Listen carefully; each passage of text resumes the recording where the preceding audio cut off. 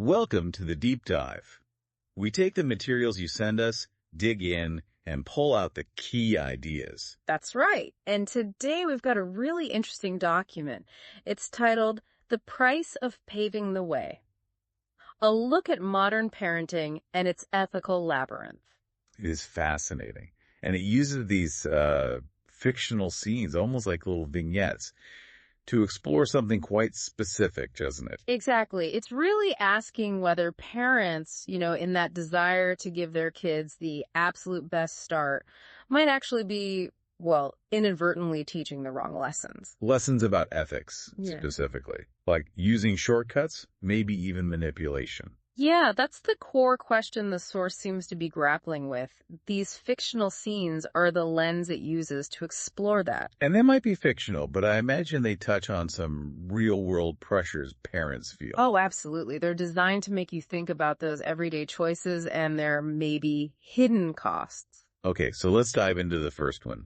The author calls it the supermarket sweep of questionable ethics. Picture this. Parents racing through a supermarket, kids in the trolley. Right, that image of speed, of urgency. And they actually bump into an elderly shopper. Yeah. Bump and keep going. No apology. Nothing. Wow. Yeah, that's quite a statement, isn't it? Even in a small moment. It seems small, but what's the message the child picks up? Seeing that lack of basic consideration. Well, it sort of models that the mission, getting the shopping done fast, overrides, basic courtesy or acknowledging other people, who's important, what's important. And then it continues in the fruits and nuts section. Big sign, no eating. Clear rule. And the parents just ignore it, start feeding the kids samples right there. Right. A little snack.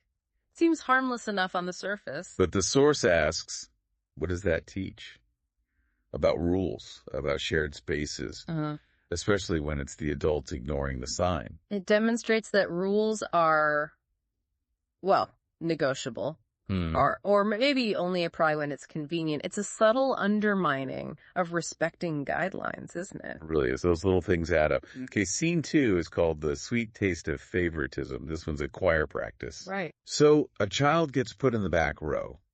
Just because of height, seems fair enough logistically. Standard procedure, you'd think. But then the author says there's a peculiar solution.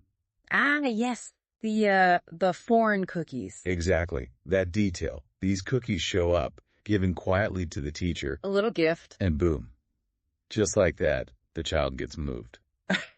Right to the front row. Yeah, that's pretty blatant. And it forces you to ask, okay, what does the child learn from that about how you get ahead? Is it about talent, practice, or is it about cookies? Or just, giving the right person the right little something. The teacher's favoritism is pretty clear there. It suggests favors can maybe count more than actual merit. And what about the kid's self-esteem? Is it built on I sang well or mom and dad brought the good cookies? It feels shaky. It really does. It potentially devalues genuine effort. If you learn early on that a little bribe smooths the way, what happens when you face a real challenge that can't be solved with a treat? It kind of misses the point of building skills, doesn't it? Absolutely. Okay, scene 3. This one is called The Geography of Deception. It shifts to a mock school admission interview happening at home. Practicing for the real thing, presumably. Right. And the interviewer asks a simple, innocent question. Where do you live? Basic stuff. Testing awareness. But the child starts to answer honestly, and the parents jump right in. Correct them. Give a totally different address. The Birigasia, yeah. Whoa, okay. The child is confused, naturally. Says, no, that's not where we live. But the parents just brush it off, dismiss the protest. This one feels different, more overt. The parents are actively, explicitly teaching the child to lie. For perceived advantage, right? Maybe that address gets them into a better school zone or something. Exactly. But the source highlights the trade-off. Perceived advantage versus basic honesty. And honesty is losing, even for a little kid. What message does that send? That truth is, flexible. That it's okay to make things up if it helps you get what you want. It's a really troubling foundation to lay, isn't it? If you're taught that reality can be fabricated for gain, where does integrity fit in? How do you build trust? It feels like it could really mess with a child's fundamental understanding of the world. Yeah, it's building on shaky ground. Very shaky. Okay, the last scene the author describes is the bench of injustice. We're at a sports field now. Right. And the child we've been sort of following is initially on the sidelines, not playing. Okay. But the manipulation we've seen before continues, just maybe more subtly this time. Yeah. The child shows up to the next practice carrying, and this is the quote, a much heavier bag. That phrasing. Much heavier. It hangs there, doesn't it? It strongly implies something. A transaction, right. Something was likely given to the coach or someone involved. Almost certainly. Though it's not spelled out, the implication is clear. And the immediate result, another kid who is presumably going to play gets benched. Wow. So direct consequence for someone else. And the really chilling detail the author adds is that the family has a celebration later. Like, this unfairness, this manipulation is just normal, accepted, even celebrated. That normalization is maybe the scariest part. It suggests this isn't a one-off, but a pattern. And it breeds that sense of entitlement, doesn't it?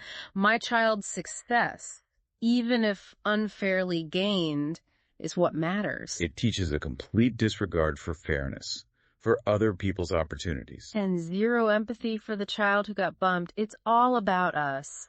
It really makes you pause and think, okay, if this is how these kids are learning to navigate the world early on through transactions, bending rules, ignoring fairness, what kind of adults are they likely to become? It paints a pretty concerning picture for their future relationships, their sense of justice, their whole value system, really. So moving beyond the specific scenes, the author talks about the unspoken costs.